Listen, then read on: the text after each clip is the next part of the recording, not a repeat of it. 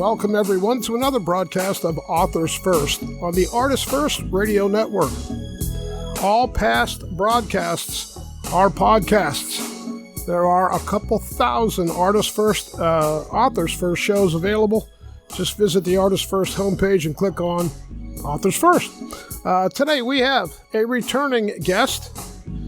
One of my favorite show hosts on the network, I have to be honest right up front. She has a program on the weekends, which we are linked up and everything. We want you guys to check out. And she's here to discuss her latest book, which we'll be talking about momentarily. Let's welcome Deborah Ruffini. Hey, Deborah. Hi, Z. Oh, you charmer, you. Well, when you're as ugly as I am, you got to use what you can. Oh, I'm sure that's not the case. No, I'm so ugly the dark is afraid of me. No, come. You're a handsome fellow. Deborah is, besides being drop-dead gorgeous, she is so talented. Let me give the audience who may not be aware of you a little bit of background. Deborah's been with us for many years. She has a program every weekend at 3 o'clock. That would be Saturdays and Sundays at 3 p.m. Eastern. And she's the author of 2 books, and she is quite the talented lady. With these types of broadcasts, I haven't done an Authors First show this whole year yet, so I'm a little rusty. But I like to get started with informing the audience who you are. For those folks that don't know you yet, we want to introduce you to. Let's start off with, first of all, tell everybody where you're living. Oh, crumbs. Well, I'm actually here in England, in the south of England, about an hour away, or just over an hour away from London, I guess. And it's very, very cold at the moment. So it's I've been here all my life. I haven't travelled far, but would love to come to the States because I do like the sound of Walmart. Yeah, that your obsession with Walmart, we could satisfy that. But I would love that. I would, forget anything else. Don't want to see the Statue of Liberty. Just give me Walmart.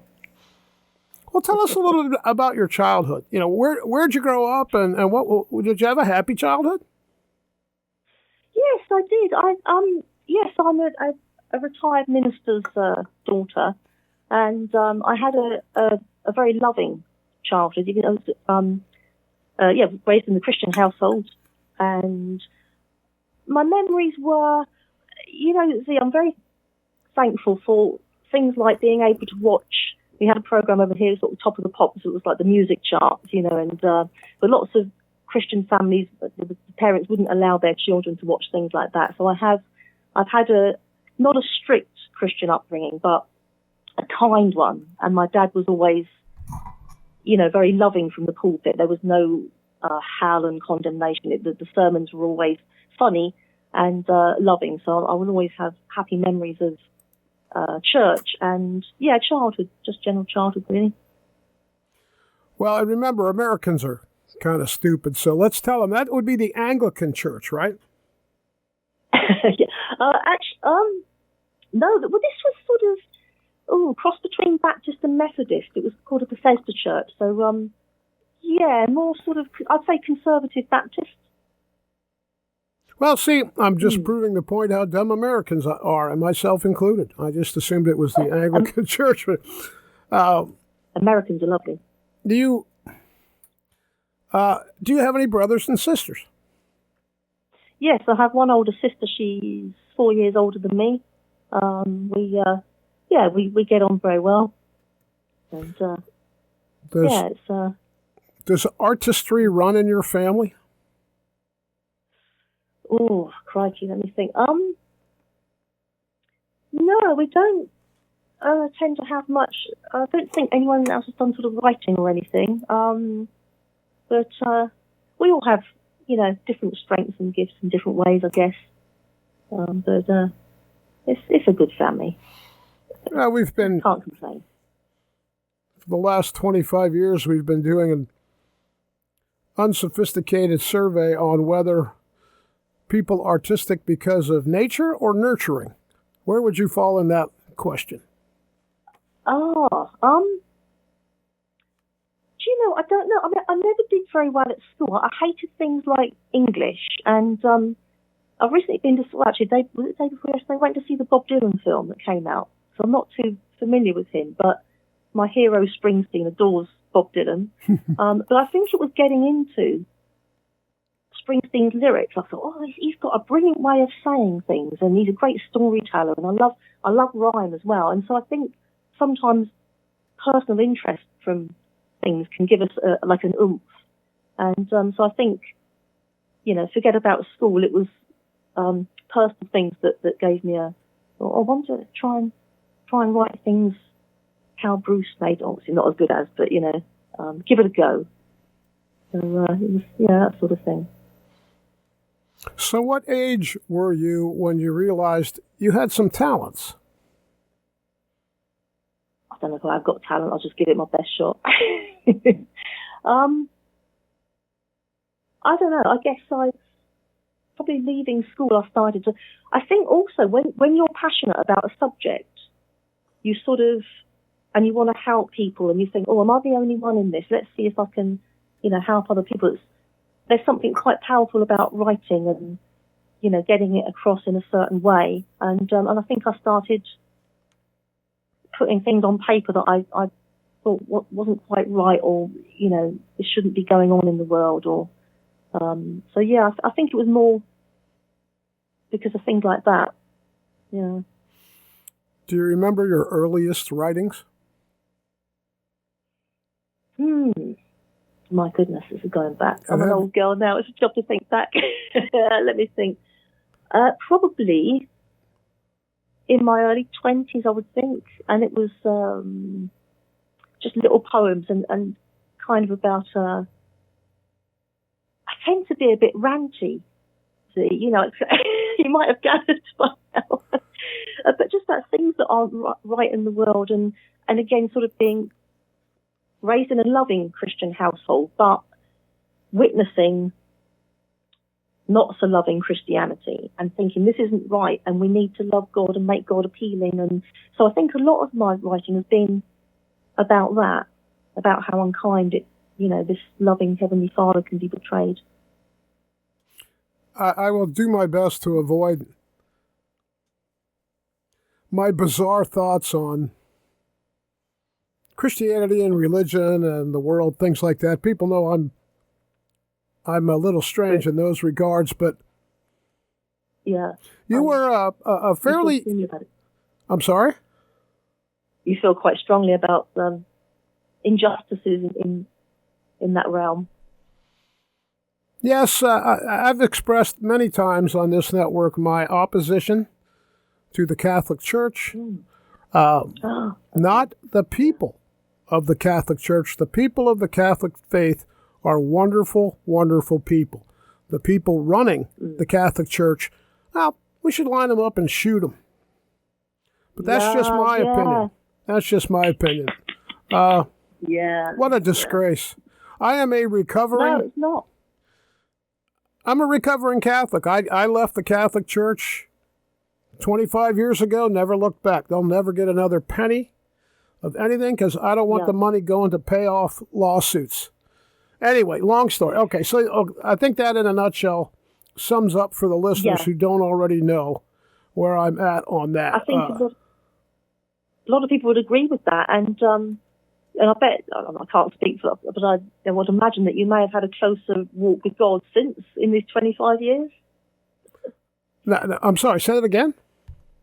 I would imagine that possibly you may have had a closer walk with God in the 25 years that you've been away from the institution. Yes, very, very insightful. And I'm going to put a shameless plug in here for listeners who may not be aware.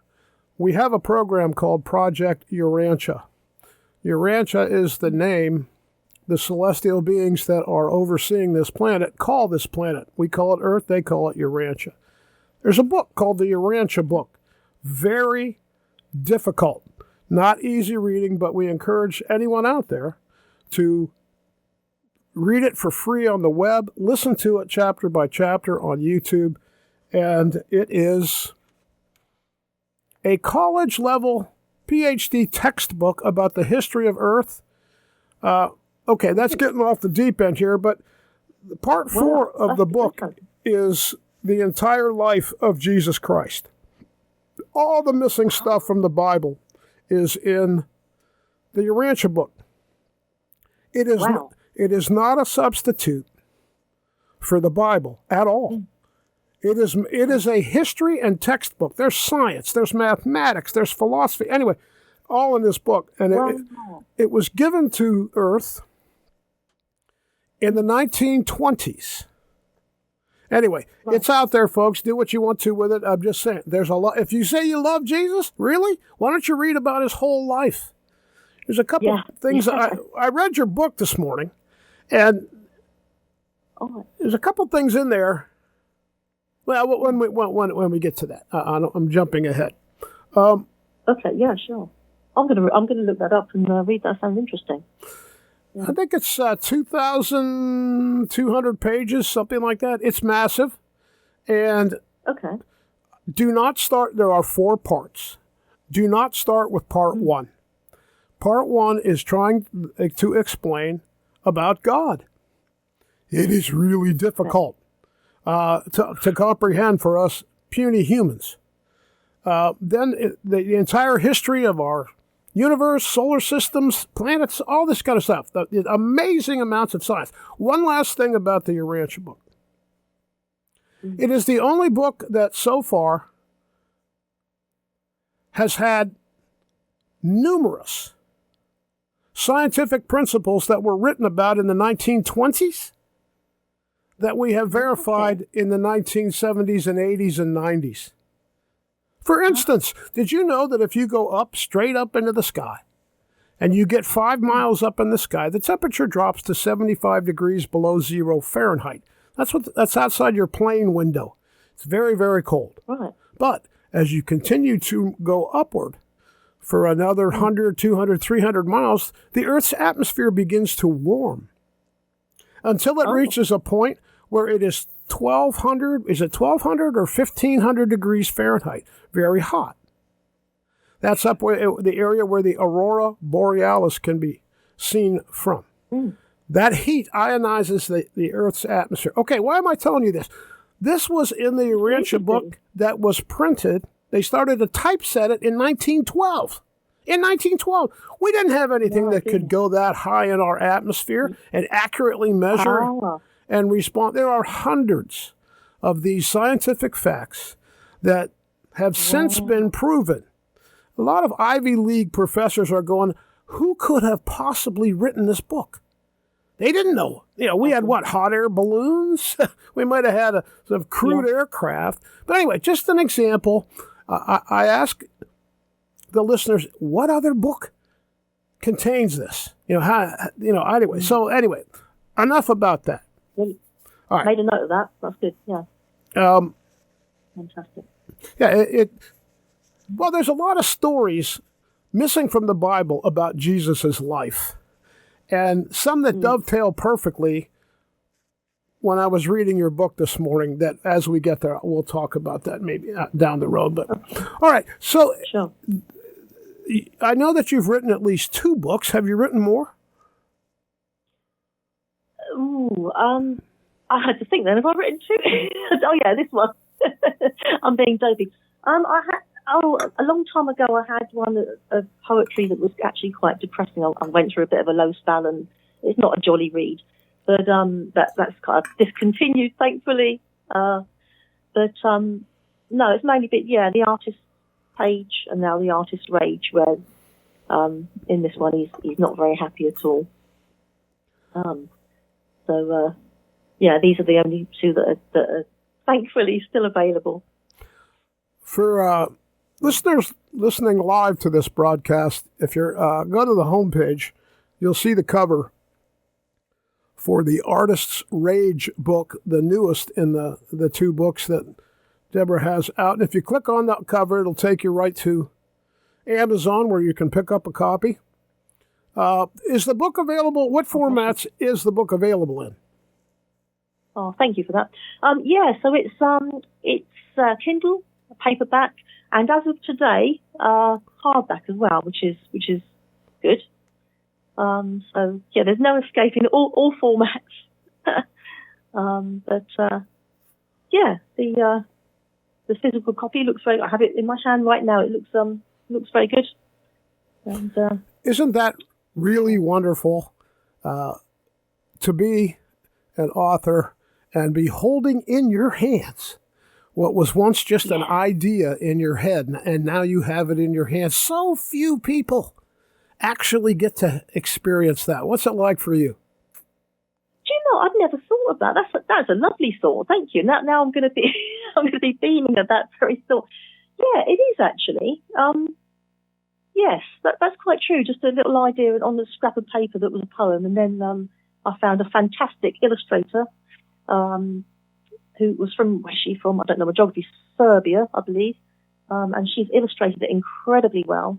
I always feel guilty because the poem takes me probably a few hours, and the illustrator's working really hard for and the illustrator brings it to life. So thank God for Julina Vanjak. She's a clever girl. It's well put together. You got a nice product here. Thank you. It looks good, doesn't it? Yeah, I'm quite pleased with the outcome. You never know how it's going to turn out, but it's she was the perfect woman for the job as well. So it's very good. Very happy with the result, and I hope it blesses many people as well. That's the main, motive with this. For the listeners that aren't visually looking at the webpage and just listening to the broadcast, would you please describe the cover and why you chose that cover?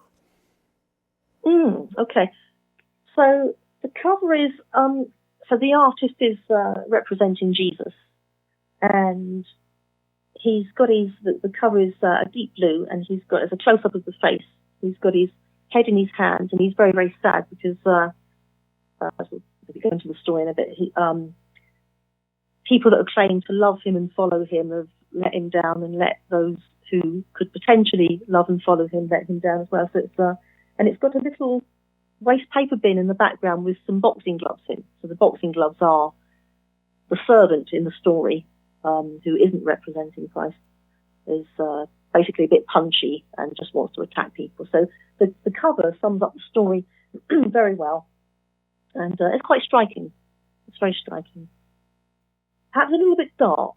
We might have to work on getting it a bit lighter, but you can sort of, the picture's very clear. It's well done. Yeah, I thought it was very, very effective. It can get people, some people just don't care about certain topics, and that's great. But when your cover can help draw people in to your product, I think that's certainly an advantage. Oh, thank you. Yeah, I hope it does the job. Going back again to Mr. Springsteen, I remember him being interviewed about the cover of Born to Run. That's the black and white cover. You could probably familiar with these words, aren't you? With the picture of him and Clarence. And he said, I wanted people to look at this cover and want to know what the record sounded like. And so I thought of that with this. I want people to see this cover and think, oh, I wonder what that story's about. I hope they do. Earlier, you remarked that it didn't take you all that long to write this poem. But it's not a one take, right? I mean, with any piece of literature, you write it. Are there rewrites? Are there, of course, there's the proofing process. So how did all that go? A night's worth of insomnia. It's really, I tend to come alive really when most people are kind of turning in. And I think, I just had the idea in my head, and I think I was just thinking of various people that are targeted by Christians who, when I say judgmental Christians, I don't mean all Christians, I mean some certain. And I was just thinking, okay, well, we've got the same-sex attracted person, we've got the perhaps the unmarried person with having a child out of wedlock or fornicating, for want of a better word. Who else have we got in there? An atheist. Atheists are an easy target for Christians as well. And I think I was just thinking, right, let's just take some of these sort of classic people that we love to point the finger at, because maybe we don't understand where they're coming from, or maybe what they've gone through to lead them to a certain thing. And I've tried to sort of, take it from the last book and think, right, what would happen when we get a few of Christ's followers going out to honour him and proclaim him, but you've just got that one person that doesn't make a good job. So I tried to, sort of get that across and use certain situations with that. Well, now that the book is finished and available on Amazon, are you going to be doing other things that authors do when they put something out, like book signings or book fairs? Funny you mention that, because yesterday I got myself a book launch and I'm very excited. I don't know what happens at a book. I've never been to a book launch, but I went. So there's a little in my town. It's called the Southsea Library. Sorry, not Southsea Library, the Southsea Cinema, and they do lots of events and sort of like drumming sessions and put on various films. And apparently they've had local authors doing book launches, so I popped in and inquired and spoke to a lady there, and she's so the 16th of March. I'm looking forward to that, and I've got plenty of time to prepare. And I thought, well, what happens at this thing? And so I thought, and who do I invite? I think they're going to put it on their website. And I thought it would be interesting to invite ministers and church leaders from the town to see what their input would be about this, because it's quite controversial subject matter and it's not something that's going to be preached from the pulpit. So I thought that whether 2 people turn up or 22 people, or it's just me, me and a plate of sandwiches, I'm hoping that people sort of, maybe pay attention and say, well, let's do something about this, because it's not okay that people are mistreated in the name of the faith. I'm looking forward to that. A young lady who was on a number of years ago gave some advice to people that are having book signings or book releases or things like you're heading for. And it's this. She, in her situation, she would be at a table, either sitting or standing, and on the table would be several copies of her book. And of course, people showing off. But she said she preferred to stand up because when someone approaches the table, she hands the book to the person. And that's nice. And says, "This is my new book," and starts to talk to the person. And the person, being kind, and they got the book in their hand, and they're looking at it, and they're turning the pages and turning it over. She does this because the customer has to give the book back. And a lot of customers aren't comfortable with rejecting the author and handing the book back to the author, so they buy it. And she claims when she hands books to people that come to the table, she sells a very high percentage of those books. Just saying, it's not my advice, but give it a try. That's really good, actually. I like that. Oh, thank you for that. Yeah, that's a good idea. I wish I could remember her name. Very good idea. Sherry's... I don't know. Anyway. Are you comfortable at that? That's very good. Are you the type of person that you're fine going to things like that? Some authors are horrified to do something like what you're describing. Well, I've never done it before, and I'm not very good at public speaking. I mean, even in church, getting up and doing like a reading from the Bible. Oh no, because where do you look? You can't just stare one person out, and do you look above their heads? And so I'm going to be thinking, I'm going to have to sort of say a thank you, and I don't know where I'm going to look. Am I going to shake? Am I going to suddenly forget how to talk?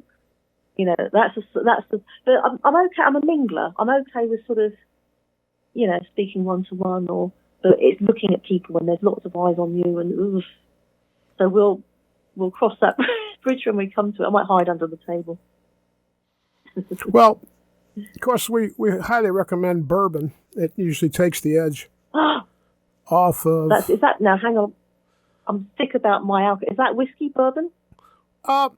When I drink it, I usually break out in handcuffs. Do you indeed? Yeah, I don't drink bourbon. I Picture gave that. that up many, many decades ago for that reason. No, I like an occasional beer. And where I live, Yeah. cannabis is legal, so a little puff on a cannabis too. I'm not ashamed to say it. It's perfectly legal in where I live and quite popular, as a matter of fact.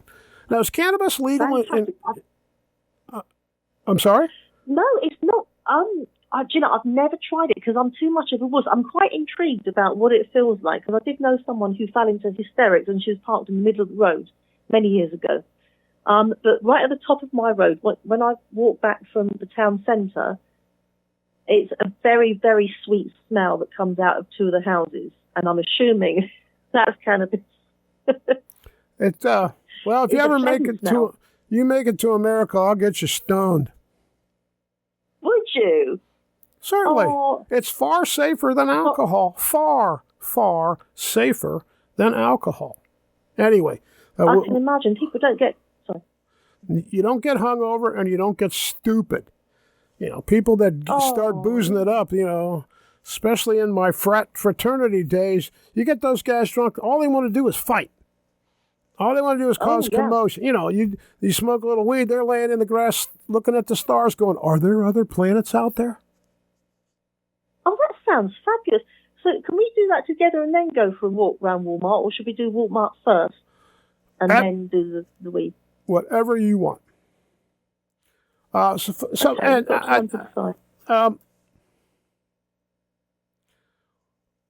These books are closely tied together.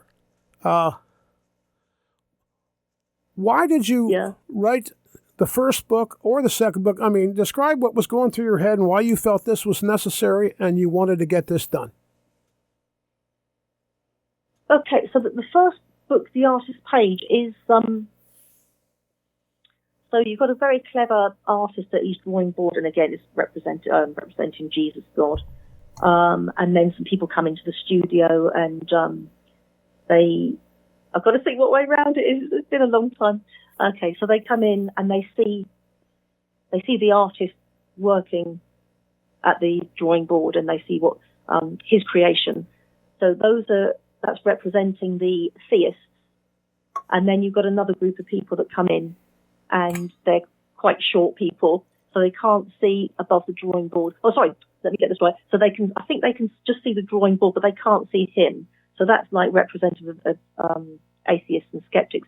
And the moral of this story is it's basically saying that things like, I don't know what you think about this, but I think things like belief is not something we choose. So I think for someone who's sincerely a disbeliever, it's because they just haven't seen. So the book is kind of exploring that, and so in the story, basically, Jesus, the artist, he's just sad that the people can't see, above the drawing board, and he's just chuffed to pieces when the group come in that can see, and so that's really, and then it sort of goes into exploring evidence for design, and then I thought, right, okay, that's one thing I feel strongly about, that atheists just simply, don't recognise the Heavenly Father.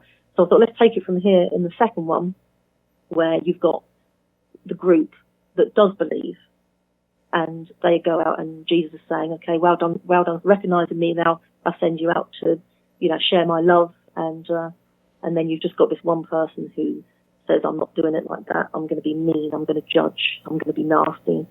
And so then Jesus ends up, the artist at the end of this story is just, again, really sad because, it shouldn't be so hard, So yeah, in a nutshell, that's both books.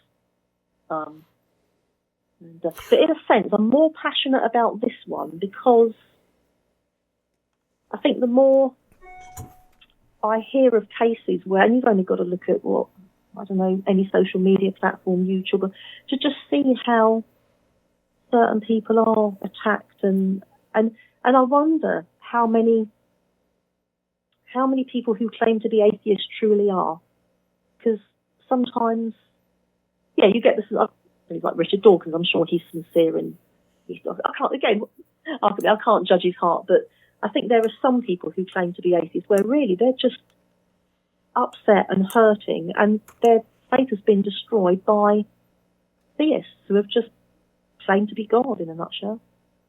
I'm ranting on, I'm going on. Do you think if Jesus returned to earth tomorrow, do you think he would be happy with what he see? Nah. I think he'd be the front cover of this book. And kicking a few things as well. Good point, yeah. No, I think he's dreadfully upset. And I would imagine, I can't say Jesus, but I would imagine that he might be more upset by those that are getting it wrong and deliberately being horrible than those who just sincerely, don't really think about things. And if there's nothing that you, as far as you're aware, that you've got to think about, you're not going to think about it. That's how I think of it. I don't know this is interesting, I don't know one single person who believes the gospel message and says, right, that's not for me, I want to live my own way, and I believe that I'll spend eternity in hell if I do it. I don't personally believe anyone's going to go to hell, but who would voluntarily want to live that way? But I think a lot of Christians tend to think that everyone believes deep down, but they just want to be naughty. What do you think about it? Can I ask what you think about that one? I'm so frustrated with Christianity worldwide. They get so much of it wrong. Well, who are you to say what's wrong and right? I can't give you my whole history here. It takes too long, but we have some inside information, to say the least. Like you said before, there is no hell. Nah. God is love. Anything at all that someone says about God that isn't in the view of God is love is just nonsense. Yeah. That's one crazy DJ's opinion, but no, it sounds. I like to ask you, what religion is God? Yeah. Is he Muslim? Is he Christian? Now, Jesus was raised in a fundamentalist, not a fundamental. Well, I guess you could use that term. He was raised in a very strict Jewish situation where he was. It was very strict. In fact, I'll throw this story in since it sort of applies to what you do. Jesus loved artwork. He could draw. He could play the instrument. He could play what was like a lute. It was a stringed instrument of the day. He wrote music, and he wrote poetry, and he did drawings. One day in Jesus' early education, he was always pretty bored with what they were doing at school, so he went into the back of the room and he got a piece of charcoal, and he did a portrait of his teacher on the floor. Oh. Because he was just sitting there, right? And one of his weenie classmates said, look what he did. Now, why would that matter? Because at the time, the religion that Jesus was following, the specific Jewish faith he was following, artwork was forbidden. Absolutely forbidden. Oh, right. A lot like the Muslims treat images of Muhammad. They'd say, you can't do that. And Jesus got in trouble, and the teachers from the school went to the house and saw Mary and Joseph, and Jesus waited outside and listened to them saying, oh, look, your kid did this. He wrote he drew a picture. And Jesus is just sitting there looking at the ground, shaking his head. I don't know, is he 10 years old? Is he 11 years old? Right. That's interesting. And he went in after a while and told the teachers, quit badgering my parents. They didn't do this. I did it. Leave them alone. And he looked to his father and said, I will follow the rules and I won't do this again. And he never did. Meaning drawing at school. Did he do artwork at home? Yes, he certainly did. Wow. He certainly did, because he loved artwork. Let's see, and didn't he create artwork himself? If he created the universe, right? Isn't that one of his inventions? Absolutely, yes. Very well said, absolutely. What better piece of artwork than that?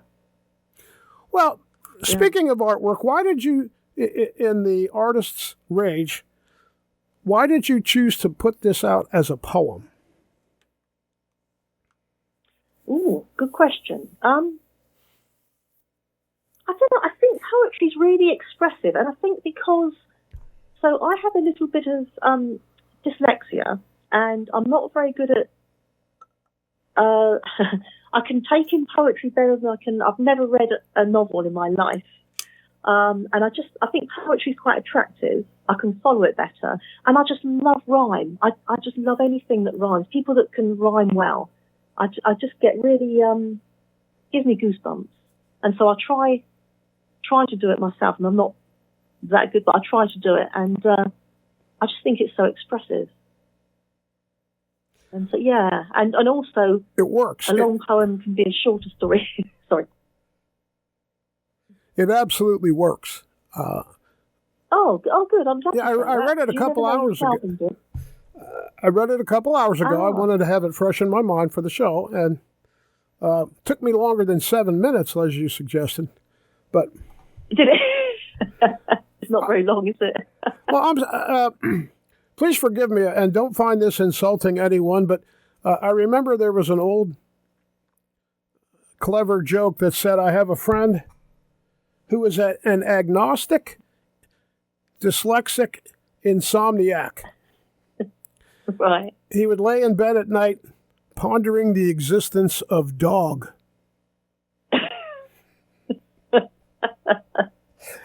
Very good. Oh, that's I always liked that. I don't know who came up with it, but it wasn't me. But that is good. Oh, Lord, that's funny. I'm losing my train. I'm losing my mind here. Folks, if you're just joining us, Deborah Ruffini is our guest, and we're talking about her latest book that just came out called The Artist's Rage. Her first book, The Artist Page, is also out, and they do complement each other. It is a series, right? I mean, you do consider it a series, right? Yeah. I don't know what would come next. Yeah, it could be a series. We can have something else that rhymes with age. Well, it is wonderful. Do you realize the percentage of people who actually write a book? Oh, everybody's going to write it. Everybody wants to write it, and nobody ever does. But you've accomplished 2 of them. Congratulations on your success. Oh, thank you. That's very kind, because it's I'd never thought of it the way you'd put that just a minute ago, and I'm very moved by that. Thank you. That I'm holding it again. Just it's in my hand. That's good. My idea's in my hand. Now, if you make this into a short film, are you going to be in it? I'd have to grow a beard. If Jesus was bearded, I'd have to grow a big. I'll start taking some medication. I don't know who. I think there's a few women in the background. Yeah, could be. There's no Mary. So I can't play a Mary, but I think I'd be quite handsome as a bloke, so I could dress up as Christ. Yeah.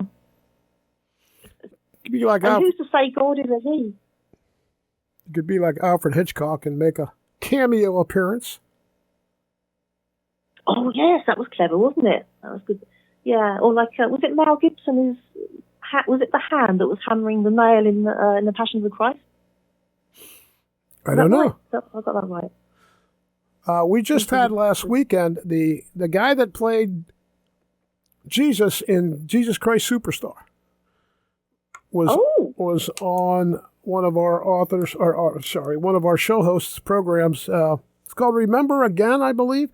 The gentleman has 2 shows. They're back-to-back on weekend evenings at 7 and at 8. And one's called Flashback. The other's called Remember Again. I think it was on Flashback. So if you go to the pages, folks, you can see all the illustrations and stuff. That took me... Now, you weren't even born when Jesus Christ Superstar came out yet. Well, you don't have to talk about your age. That's impolite. So please don't answer that question. But it took me back. It was a great, great, great thing that came out. Maybe about 40 years ahead of time. Well, maybe had a bigger impact if it came out now than in '68. I think when it came out. Was it 60? Is that the one with, I can't think of it, Yvonne Elliman, and she played Mary? I'm only thinking of the film they made of the production. And yeah, I can picture the guy. Can't think of his name. I have to listen to that show. Yeah, I just saw it the other day. I can't think of his name either. But what got me was the music. I'm a musician, folks, have been all my life. And it was the music that really drew me into that. I never saw the play. Yeah. But I certainly listened to the music and still do to this day with some wonderful, wonderful compositions on that. Yeah, I love the music in that. The intro as well.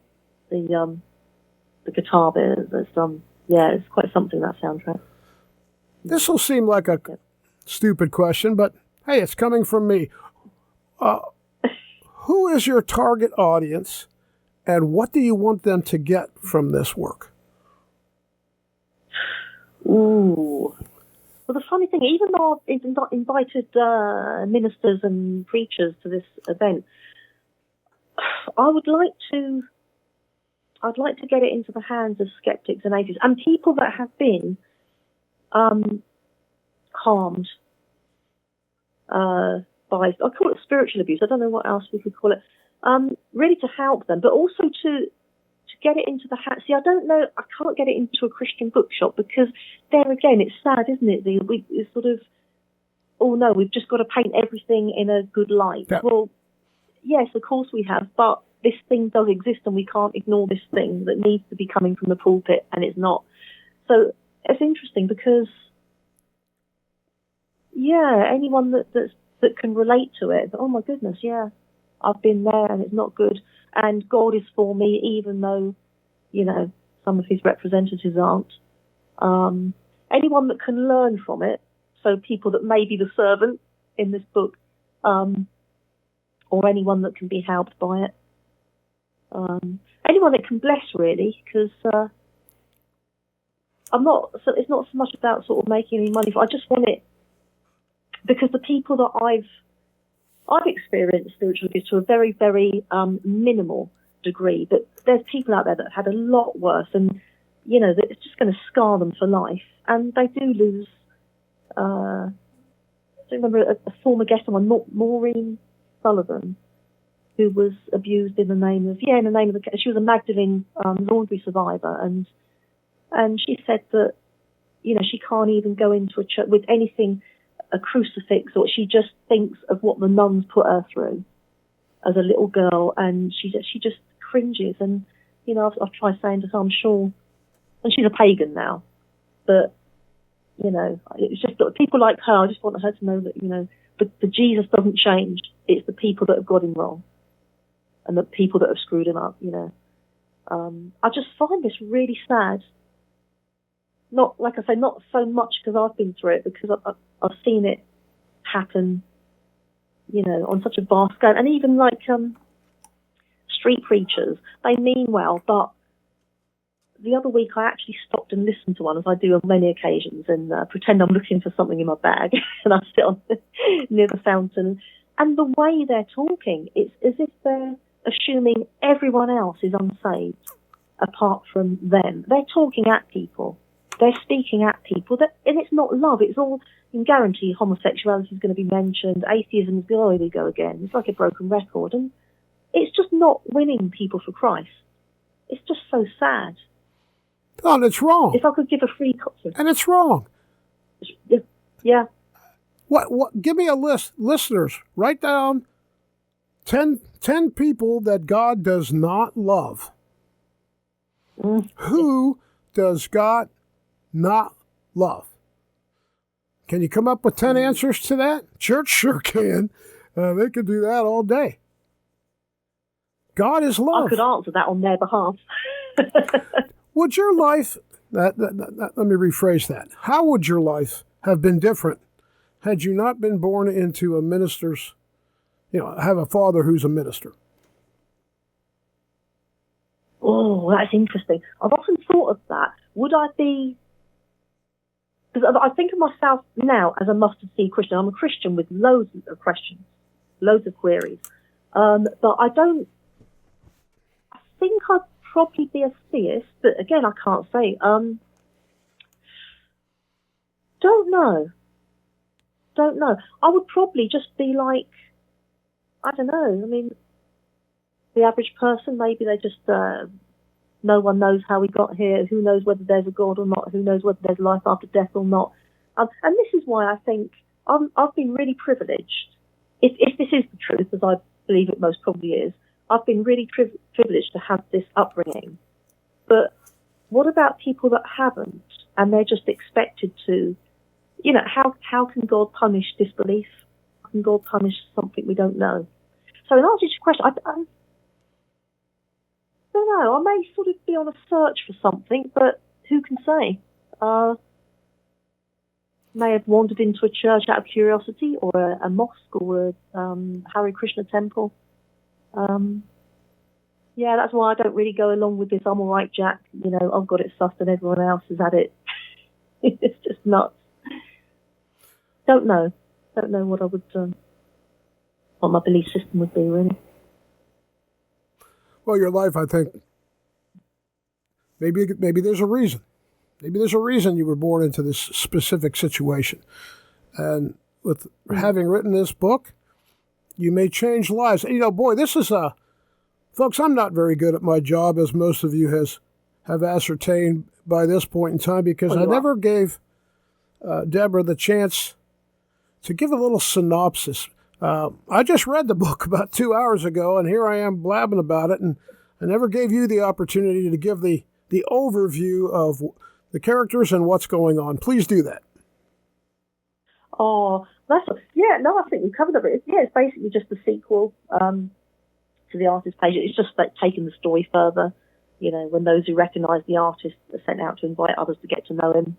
And it's just, you get those who have a display the Lord with a genuine humble kindness, and then you just get those that are sort of self-righteously judging and battering, and pride and boastfulness replaces compassion and humbleness, really. It's just, but it kind of speaks of the consequences of the attitude that has misrepresented the artist and made him unattractive to know. That's in a nutshell, really. Was the person the character called the servant, I took that as that was a clergy member or a religious member? It's based on a real person who I won't name. Thank goodness for this person. It's it can be one of a number. We've all met them. It can be one of a number of people, but there was someone who just delighted in a position of authority, just loving telling people that they were unsaved, and it actually got to be a bit of a comedy program, but it's position of authority, telling people they've got it wrong and turning people away. So it's just hoping there's not too. I'm hoping that the genuine servants massively outweigh the not so genuine servants, which I'm sure they do. I mean, if we would do a survey on it, who's to say? But I think it's, and I think also it's programming. We can be take, I don't know if I'm allowed to say a name, but a certain Horton South Baptist church that is quite a big establishment in America that is can I say that it's just a family? Do you think they're making things bad? Sorry. Do you think your experience might have been different had you been born in somewhere other than England, like in Canada or the U.S.? Well, yeah, that again, that's an interesting thought, isn't it? Again, it's our surrounding and all we've absorbed. I may have been, I wouldn't change my upbringing for the world, but I may have been a bit more, I may have been a bit more relaxed about God. I don't really want to say that because I wouldn't change my upbringing for the world, but I think when you're taught that hell exists and you've got to be, it's almost, what if, you've got to be careful. But yeah, if I was brought up in India, I could be a Hindu or, and I would be, Jesus would be, I may have heard the name, but he'd be out of the equation. So again, another reason to think, if we've got it wrong, and there's lots of things in life that we're going to get wrong or have like an error of misjudgment that we're not going to understand God this side of things. And that's why I think he's a lot more loving than what we can make him out to be, really. So I'm diverting from your question. But I think things could have been very different if I was born somewhere else. I personally believe that we are living in very pivotal times. All humanity is at the show is airing live on the February 5th, 2025. And probably for those listeners outside the U.S., you're not aware that last month in the U.S., the United States Congress held 2 weeks of congressional testimony with whistleblowers from the United States military and the Pentagon, admirals in the Navy. And what they talked about was a program called the Immaculate Constellation. That's just the title. Right. And what it is they laid out bare, and they had proof positive that we are not alone in the universe. The videos that they produced in those hearings are stunning. They show alien craft, and it's not what you think, and it's not all blurry and fuzzy. It is as sharp as you can look at it. Astounding. And they're saying, yes, we have been working with aliens since 1947. Our government's been aware that we're not alone. The universe is filled with life. And on and on. Okay, so, and they brought the receipts. So anyone that cares, Google Immaculate Constellation, go look at the videos they've produced, and then when you pick your jaw up off the floor, or if you don't faint while you watch them. But here's why I'm bringing all this up. Never before in human history, at least since the ancient times, our ancient ancestors knew all about aliens. The Egyptians, some of the Egyptian pharaohs were obviously aliens. Look at the Incas. Quetzalcoatl, he came down from heaven. The first Chinese emperor came from heaven. In the Vedas, they talk about all these things came from heaven. The rock paintings, they look like aliens. Why do you think that is? They could paint the rock paintings. They could paint a perfect picture of a buffalo. Then why did they paint these pictures of it? Of course, they knew. That's interesting, yeah. But over the years, we got away from that. I think probably because of fundamental religious things. But what is becoming, why this time is important, is any person with a half a brain that cares to look at these things is going to come to the conclusion that we are not alone, that God's creation is much, much, much larger than you were ever taught in school. Proxima B is a planet that is off the nearest sun. It's called Proxima B, and the James Webb Telescope has been imaging that planet, and the dark side of the planet is filled with lights. Just like on Earth, when you look at the Earth at nighttime on the dark side, where the sun is not illuminating it, you can see all those lights. Proxima B looks exactly like that. Okay, geniuses, if it's not life and people, what is it? A bunch of fireflies? Come on. Yes. So I think from here forward, all the generations following us now are going to have to reconcile. God created more than one planet.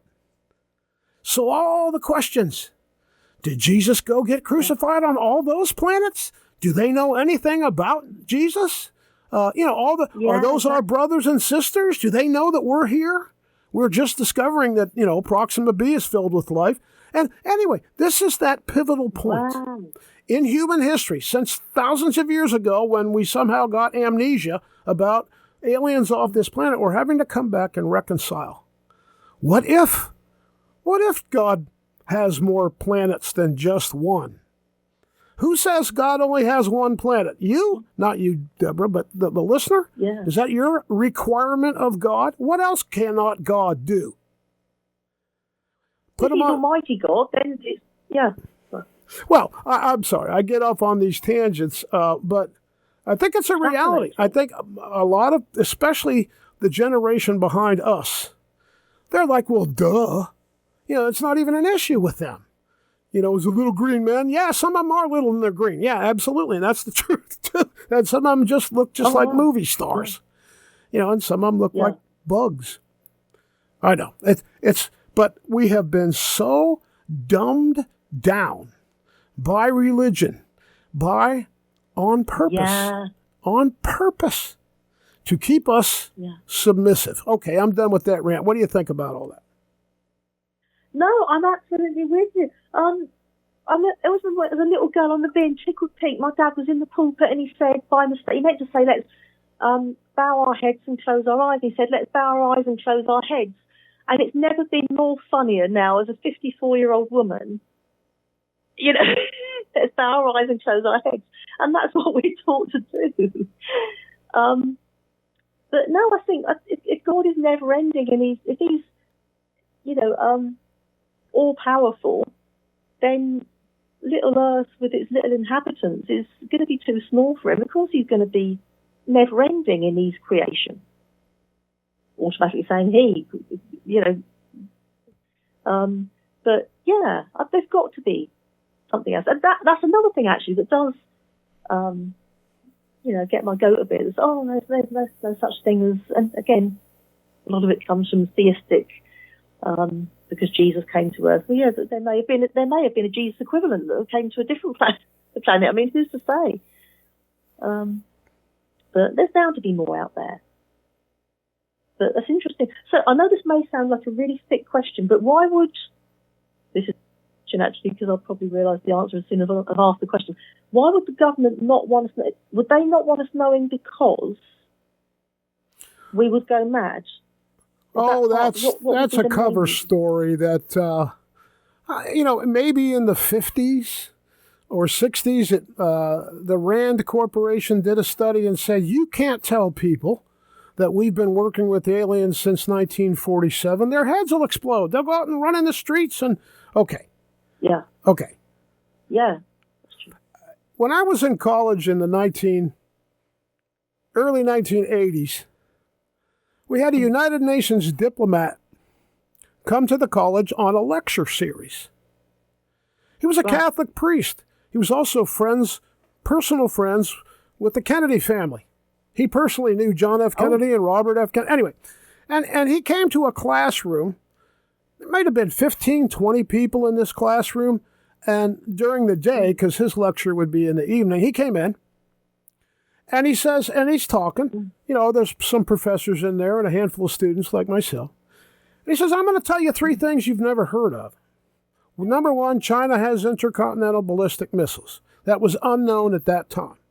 The second thing, he told a story about how John F. Kennedy selected Lyndon Johnson to be his running mate. I won't bore you with that story. And the third thing he said, our government discovered alien life in 1947, and we've been working with them ever since. This would have been 1980, maybe 1981. And we're going, wait, what did you just say? Yes, we are working with aliens, and this is a United Nations diplomat. My God. And we're going, wow, now some of us were aware of that before that, but to get confirmation from someone that high up the food chain. Yeah. So who cares about all this stuff, Z-Man? Well,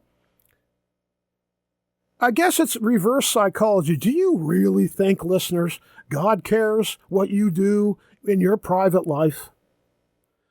Mm-hmm. Mm-hmm. Do you really think that matters to anybody? So why does it matter to some people like, I don't know, our current crazy administration? That's, don't get me started. They'll shut us down. Not that I care, but why do people care? Why do you think people, well, I guess that's a dumb question. From the vantage point of being a minister's daughter, you got to go by the approved playbook, so to speak. Yeah. Now, outside of your home environment, did you run into resistance in other areas of your life? No, I mean, I'd always been. I mean, I remember going into a friend's house, and they were playing. There was a TV on Sunday. Oh God, won't be happy with that. And even now, when I go into it, if I buy something on a Sunday, part of me's thinking, I shouldn't be doing that. But and it's not. But I think. No, I think a lot of it is to do with what we've been, and silly programming. I mean, things that just don't add up. There are certain things that we're going to get a sin that are silly things to be sin. And I do think, I think there's a tendency to target something that we may not be able to relate to, or something that we're struggling with ourselves, and so we sort of do a bit of projection. And when you add God to the equation, I'm best friends with God. I have the right.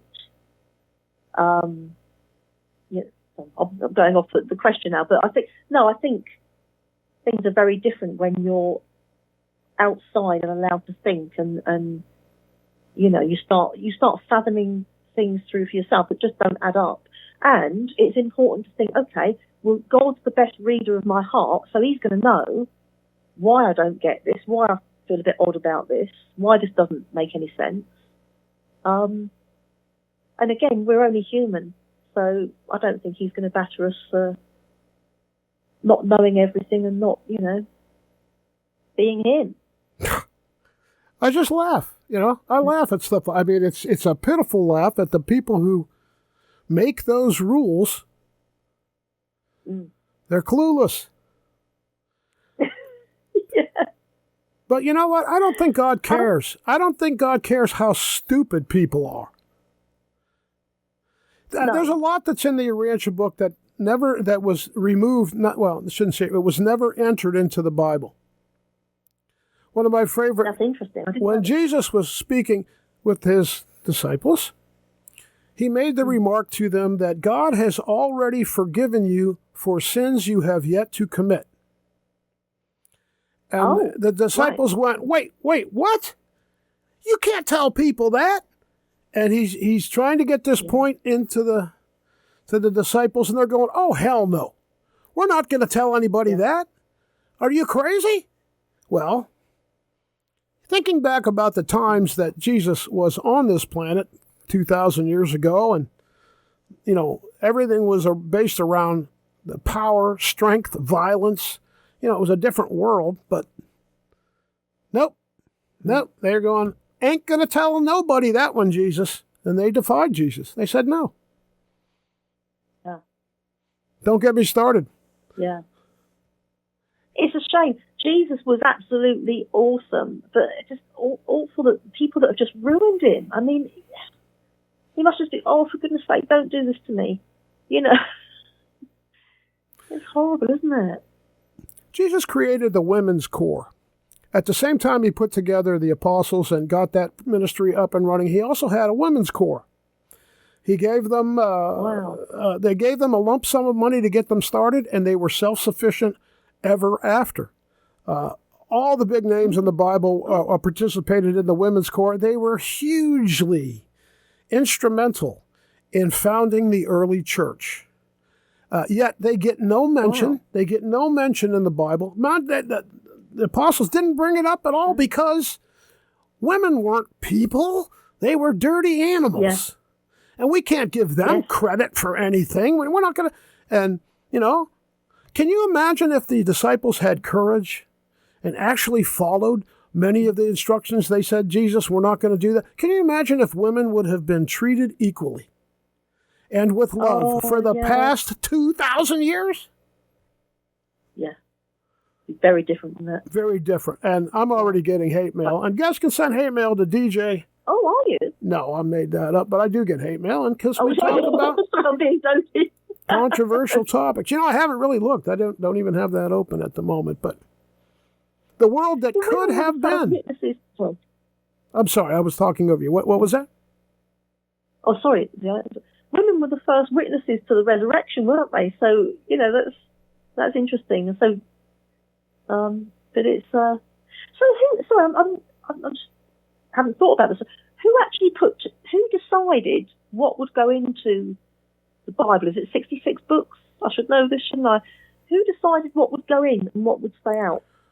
Well, the Emperor Constantine in the year 325 got all the bishops together that he could round up in the Middle East, made them all come to Rome, and they sat around big tables and got hammered, and they decided what books were going to be kept and what books were going to be thrown out. So they threw out a number, dozens of books that up until that time had been considered sacred. They just said, nah, throw it away, burn it. And they pared it down to whatever it is. Is it 66 in the news? I don't know. But a whole bunch of books were thrown out. For instance, the book of Enoch. Here's an interesting one. Jesus used to love to read the book of Enoch.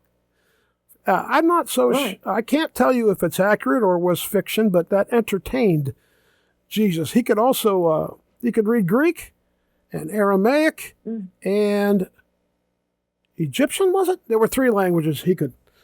But that's so. When you ask about the Bible, well, it was different at the beginning, and then when we got 300 years into it, Constantine wanted to consolidate it to become the emperor of the Roman Empire, and he did that. He said, well, we need a much more concise. So there they are. Those guys decided. So when someone comes up to you, Deborah, and says the Bible is the unerring word of God, what do you say to them? After speaking to our lovely Z-Man, no. I had no idea. I knew something that was the things that have been left out, but that's devastating, isn't it? Well, here's a real world example. The Catholic Church is trying to get a foothold in China. And they've been negotiating with the Communist Party, and that's the folks that run China. And they came to an arrangement, that's probably been 2, maybe 3 years ago. The Chinese government said, okay, look, you go, you build churches and you do the charitable work that you're doing, but here's the deal. We want to choose, we meaning the Communist Party, we want to choose who your bishops are here in China. And if you'll let us do that, then we will let you do your thing. And the Catholic Church, for good or for worse, they said, okay, we'll do that. And they took that deal. And now the Catholic Church is hopefully doing well in China. China took the Bible and they looked at it and they said, yeah, you know what, we're going to make a couple of changes here. We don't want this to be a bad reflection on the Chinese Communist Party. So one example, the story where the Pharisees tried to trap Jesus and the woman that was unfaithful or out whatever, and you'll all remember the phrase, yet he who is without sin cast the first stone. Remember they were going to, the Jewish leaders said, well, the law says you got to kill her. Let he who is without sin cast the first stone. The Chinese government changed that.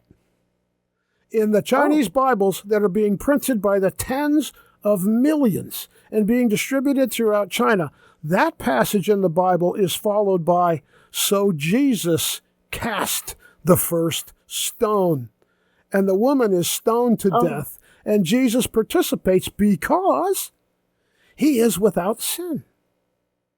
Now, why am I telling you that? Because every Christian that is reading the Bible that they are buying in China and written in Cantonese Chinese is going to read that Bible. They're going to read that story, and they're going to go to their grave thinking, Jesus helped murder someone because the Bible is the unerring word of God. Oh, my goodness. It just gets worse, doesn't it? And I don't know how true this is, and maybe because you're very knowledgeable.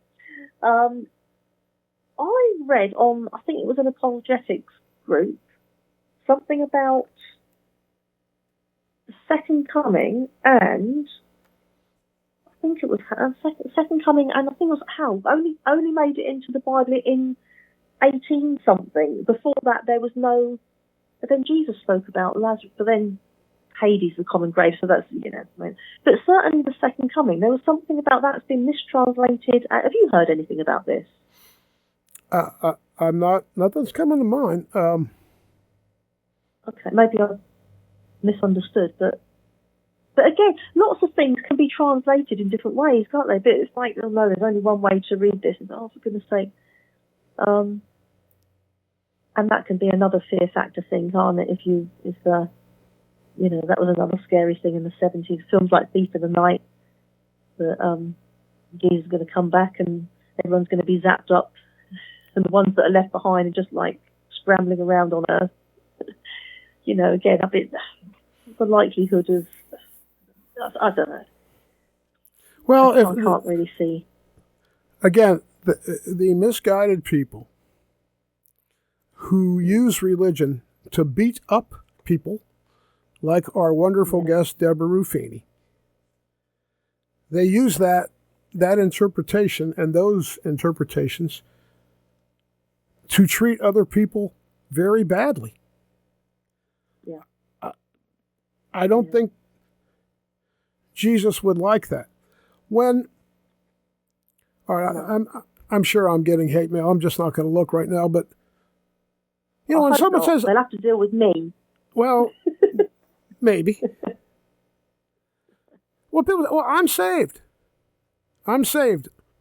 Okay, great. Yeah. Who are you saved from?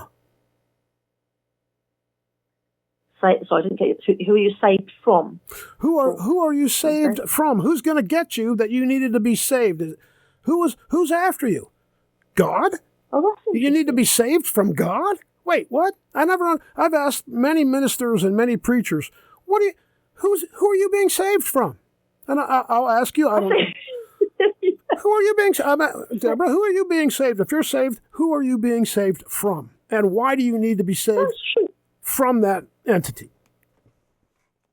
I've got to think about that now, because I use that term a lot, and I've used that probably tonight a lot. Hang on, saved.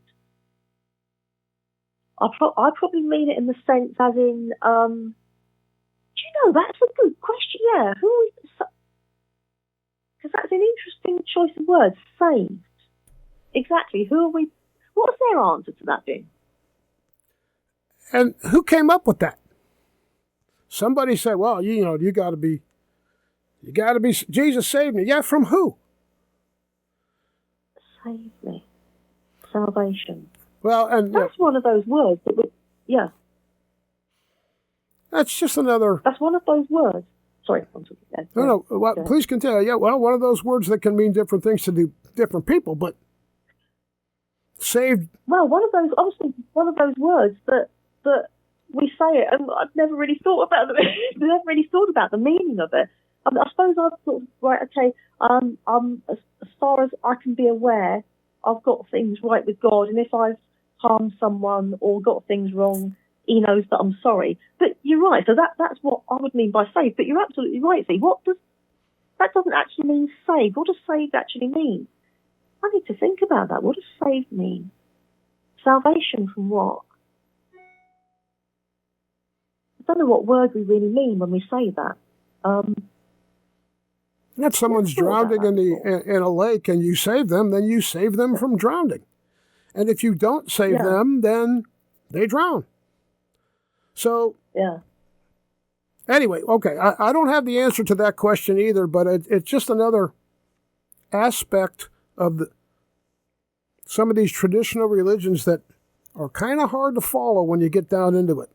What are you talking about? Yeah. It is interesting. Well, I knew this would happen. I bumped into... It's interesting. Please continue. So also, so I'd already written this second story, but it was interesting because by the time I'd sort of typed it up and tried to find someone who would piece it together, I won't bore you with the long version story, but basically I was in a shopping centre, and there was someone at the bank, and that she was talking about the cash point wasn't working very well or something. Anyway, we talked just in discussion, and then another lady came along. Oh, is it not working? Oh, no. And the three of us ended up talking. I'm losing my thread now. I forgot why I'm telling you this. Hang on. This is an age thing. Hang on a minute. Oh, yeah, sorry. So the three of us were talking, and this lady she said she went to church and she was a Christian. And sometimes when people have to make the announcement, you think, oh, crumbs, we're in for a sermon now. And the way she was speaking, it was as if she was just programmed, and she had like an on-off switch, and she was clearly just reciting things and giving us a sermon. And this other lady had, her father was, sadly, I think he's gone now, but he was passing away. And the only thing she could say, this woman, the only thing she said, well, if he's not right with if he's not right with the Lord, you know where he's going to go. He's going to hell. That is the last thing this poor woman wanted to hear. And that just distressed her anymore. And when she had to leave with her friend, and I was left, this other woman's name was the same name as mine, and I said, do you really think that poor woman is now going to want to step foot inside a church? What, and it's almost like, I don't know, it was just really interesting that she felt the need, rather than put her arm around her and say, oh, I'll be praying for him, I'll be praying for you. It was, oh, here's a good opportunity to tell you that your dad's heading for hell. What on earth is in someone's mind that, oh, that makes me feel better? Yeah. What's wrong with them? Well, and you could see the glee. Yeah. As I alluded to earlier, we are living in very interesting times. These years, this program is being aired and taped in 2025. The world is becoming aware that we have brothers and sisters off of this planet, that God is even grander than we could ever imagine, and he has created. In the Bible, Jesus talks about life on other worlds, not very much in depth, but I think as people, honest, intellectual people, come to the realization that, you know what, there may be other life out there. Then there's all the questions. Once you get past that question, are we the only one in this infinite universe? Are we the only? No, we're not. Okay. Then, do they know about Jesus? Jesus created the universe. Do they know about him on Proxima B, on these other planets out there? What are their religion like? Did Jesus have to go get crucified on all those other planets? Boy, that would be a problem, wouldn't it?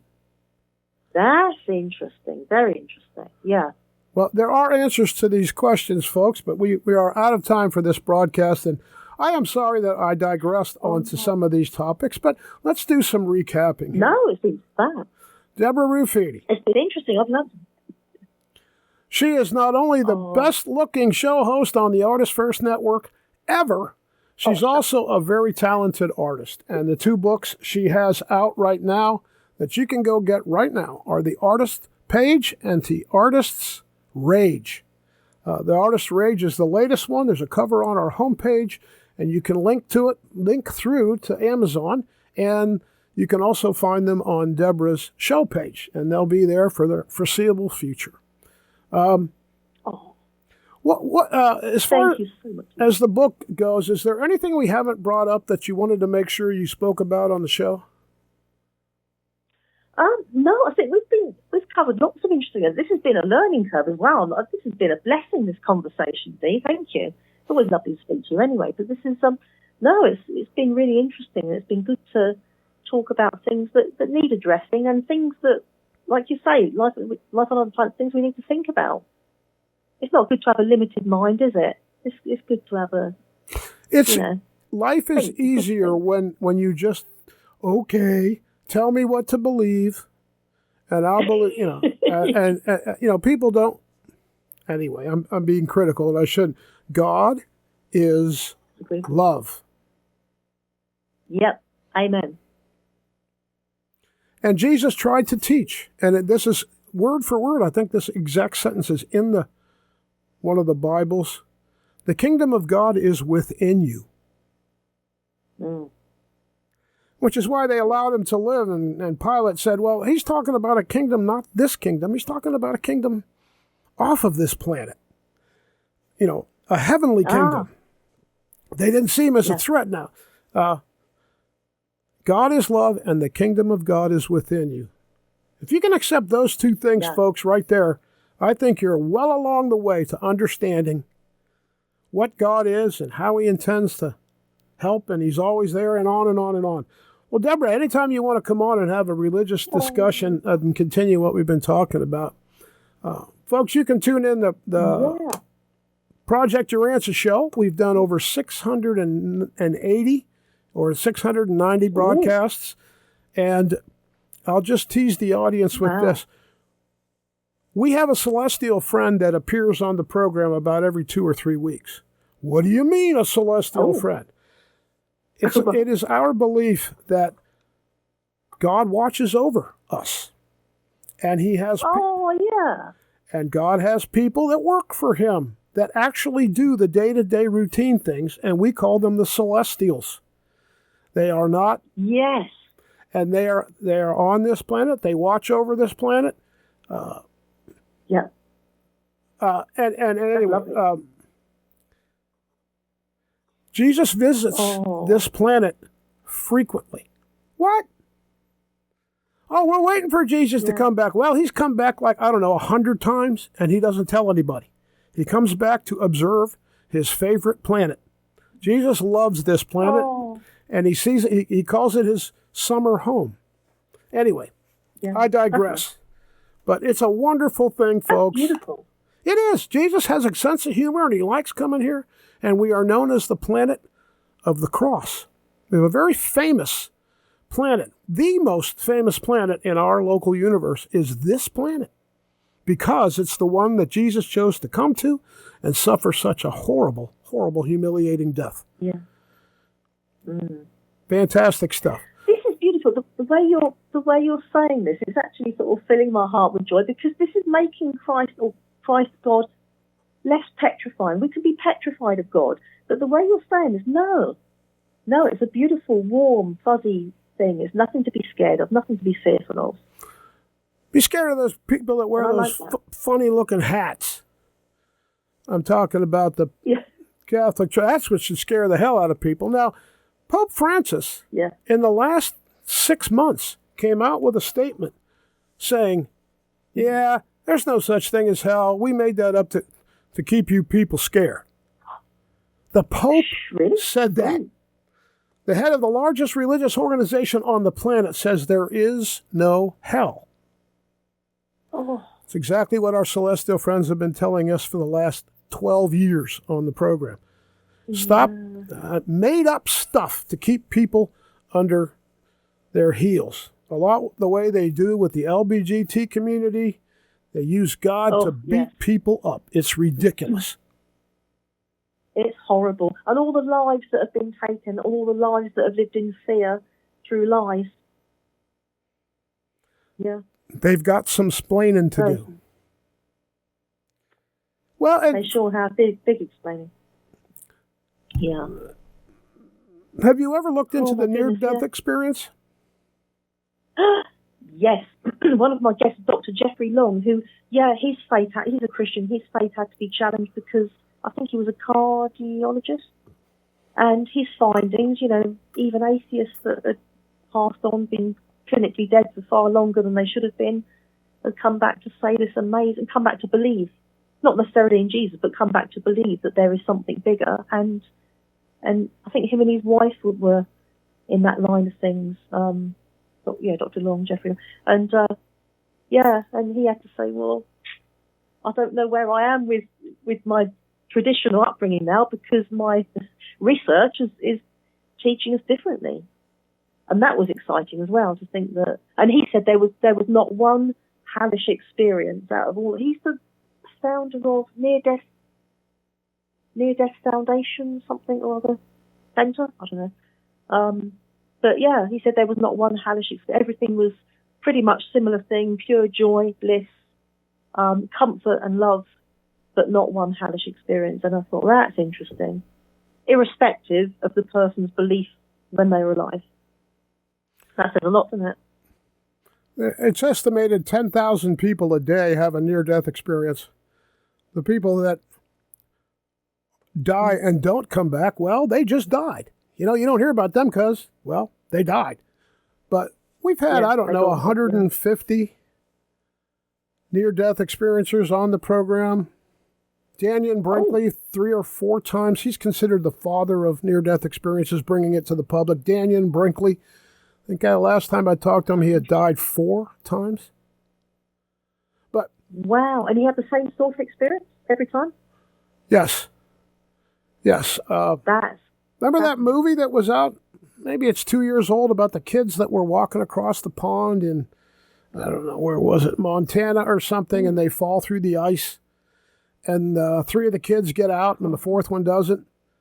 So they have to go get a fire department, and, like an hour later, they fish the body out of the pond. We had that kid on. They made a movie about that. Oh! Yeah, we had that kid on. He's actually from Ecuador. He was adopted by an American family. And anyway, just the many, many, many near-death experiencers. Why does this matter, Z-Man? What are you bringing it up? Because it very closely dovetails with what happens to people. And it's completely contrary in many ways to what you're being taught in some of these religions. Yeah. Anyway. Absolutely. Fascinating. It's exciting. I apologize. I ramble on here and talk about stuff that people don't care about. No, it's not. This is lovely. This is a beautiful conversation, and it just leaves you feeling happy because it's so much bigger and there's no fear involved, and it's beautiful. You're beautiful, Z. I appreciate this. One of the things our celestial friend tells us all the time is humans don't understand. And God wants you to understand that he protects you. Stop worrying. Humans worry all the time, every day, Stop worrying. If you drop dead 10 minutes from now, it's going to be wonderful. It's going to be absolutely wonderful. Don't fear death. God is here for you. So just the beginning. Except for those one people. No, I'm being facetious, of course. Well, Deborah, I hope you'll continue to stay on the network even after what I've told you here on this program. And we very much love your show, and I listen to it. All the new shows I listen to, and it's available every weekend, folks, at 3 o'clock Eastern here in America, and that would be 8 o'clock in Great Britain. You're 5 hours ahead of us at the moment. Yeah. Well, Deborah, any parting thoughts before we roll the theme music? No, absolutely. It's been a great pleasure to speak to you, Vin. Yeah, sure. Let's do this again. It's fascinating stuff. I'm really happy to be chatting with you, and thank you so much for giving me the opportunity to, speak about something we're both passionate about. And I really appreciate being given the chance to chat about this and to chat with you. It's always a pleasure. So thank you so much. You are most welcome. Any question, Deborah, you or anyone listening at all, if you have a question or a criticism, anything at all pertaining to the topics we've talked about this evening, please send it to dj@artistfirst.com, email dj@artistfirst.com, and we will ask Ted, that's our celestial, we will ask him that question on the air, and he will answer it. And you go to a future program, we will read your question to Ted on the air, and he will answer it. Ever get a chance to talk to somebody that wasn't a person? Ladies and gentlemen, here's an opportunity. Any question at all. Doesn't matter how critical or how supportive at all. They want us to learn. Okay? They want us to learn. They want us to learn the truth. So we look forward to some of you having the courage to send your questions in. We'll be delighted to read to them. Well, Deborah, let's get you over here in the United States. Yeah, we can smoke pot and then talk about this way into the night, can't we? That'd be great. Well, If you come to the United States, you don't have to meet up with me. I know that's a big detriment, and it may keep you from coming to the coming to the country. So if you do, I will keep my distance. That crazy guy over there at Artists First. Yeah. That would be the only reason I'd come. You and Walmart, but you're number one. Walmart just comes second. No, not really. But you'd be the main reason. You're kind to say so. Deborah, it's always a pleasure to spend any time I can with you, and look forward to our next chat. Absolutely. Thanks again, Dean. God bless you as well. You're doing a great job. Proud of you. Thank you. Thanks, folks. This will conclude today's Authors First program with Deborah Ruffini. Get out there and support Deborah. Buy the book. Go to a book signing. If you go to her book signing and tell Deborah that you heard her on this program, she will give you £100. Yeah. No. Okay, I'm kidding, folks. Do not go harass her. Don't do that. All right, Deborah, I've kept you long enough. Thanks for being with us, everybody, and we'll see you on the next broadcast.